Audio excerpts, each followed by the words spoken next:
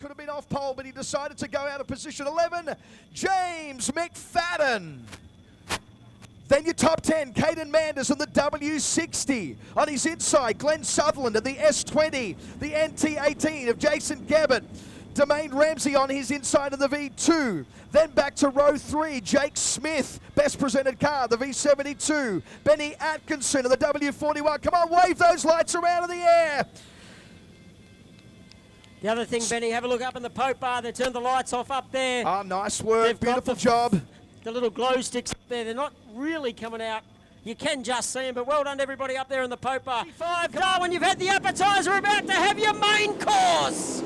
Murcott gets off to an absolute flyer. Kapenko does the same. Oh, Kapenko, Rusty Hickman, we go yellow. Right now, that may be the best thing he can do. He see how high he's staying up there now. Gives it a boot full. Murcott's got some gas. They are 3 wide.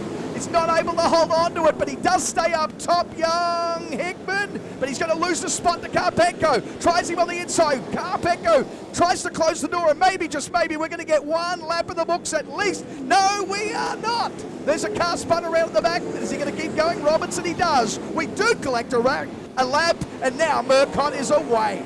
It is busy back here in the pack for about 7th position. J Mac working the bottom side. Remember, he's going for an extra $4,000 payday. 5 grand to the winner, but he went back to 11 and having a crack. So your race leader, Murcott, he's gone. Kapenko's in 2nd, Rusty Hickman 3rd, 4th. He's Ben Atkinson. Then we go back to Gabbett in 5th. J Mac's up to 6th and coming. Man, he's tidy. He threads the needle right past the Glen 20 car. The Gambia Earth move is entry of Glenn Sutherland, who's going to battle all of his own at the moment. But up top side, McFadden is still slicing them through. He will probably need some sort of caution at some stage to close the gap, because Murcott is unstoppable out the front at the moment. Keep in mind, as Murcott now comes into the tail traffic, into lap traffic, disposes of his first one in Robinson, gets past Drew, gets past Smith. He's got past 3 cars in 1 rotation. And he'll try to get under Jamie O'Neill as well as he comes into turn 1 once more. So on screen you can see the boys all over the racetrack right now. Oh, Jake Beard Miller! And force that throttle through the floor. Look at this, Dice. Karpenko almost straight as he points towards the wall. Great start again for Murcott. Oh, look at McFadden and Atkinson. They went in real hard. Rusty Hickman's gone back to 5th position. J-Mac's up to 3rd now. A lot of time flirting with the end of a race. McFadden would be able to see that. He knows that Murcott is at 11/10ths trying to keep away from him, as now they come into this lap traffic again. Oh, this is a cracker here at 7-8 Northline Speedway. Big dust stir up into 1 and 2. Murcott in the 83, J-Mac in the 17. They go down into turn 3 and 4. J-Mac has a look on the bottom. O'Neill nearly spins in front of Murcott. They're nose to tail down into turn 1. Murcott on the bottom. J-Mac following him through. The lap cars are going to play a massive part in this race. Absolutely, but the advantage that McFadden's got is, look, exactly what I was about to say. He is fine and dandy through the middle, and he has taken out that spot off the 83. McFadden can go anywhere he likes, but it seems like Murcott is locked into the top side. Unless he can do something about that and come down a bit lower, McFadden's going to have the champ here. He's going to have the run of the racetrack because he can put that car wherever he wants. 2 cars in between him and race leader. McFadden just clears out from Manders. Manders gives him some nice racing room. And the next guy to feel that vibration of the W17 is Glenn Sutherland. Stays up top. McFadden, no issue at all to come under him.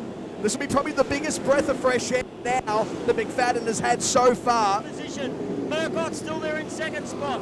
3rd position is Ben Atkinson. We will have 4 remaining next time by. Robinson just swings up and gives everybody a lap. Jason Gabbett, we're going to go yellow.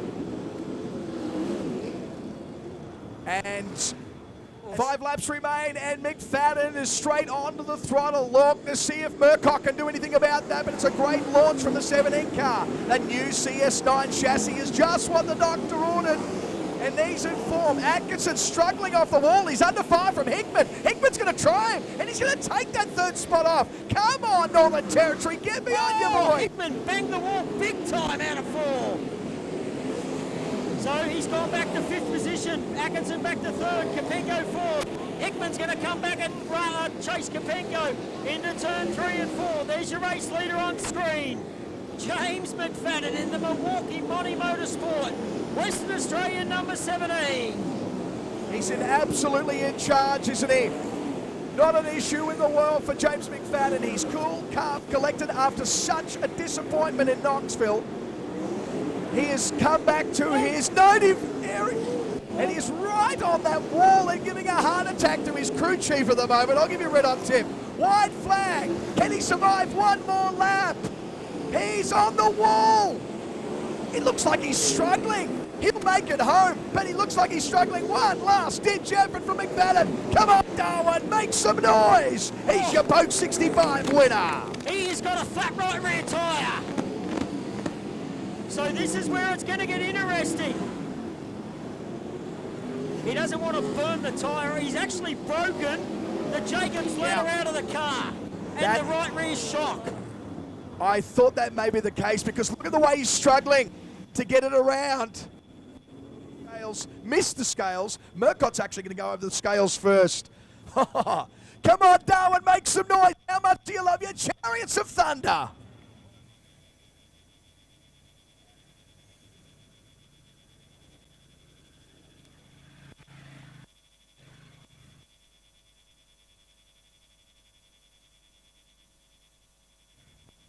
So we hope, Darwin, that you've got some applause left for your top 3 as we get those shots up on the big screen. That is obliterated. And we saw him banging the wall really, really hard in that last 2 laps. And I could see that. Yeah, thanks to everyone involved to putting this on. It makes it good fun. Like the racetrack tonight was perfect for it. And yeah, it was a lot of fun out there. I'm sorry to the guys. I just don't know what happened into turn 3 there and just smashed the fence and knocked the rear end out of the car. So that sucks. But you know, this is really cool. We were pretty decent tonight. We worked on the car a lot and got a really good base. And yeah, just a hell of a lot of fun out there tonight. It's up against the fence.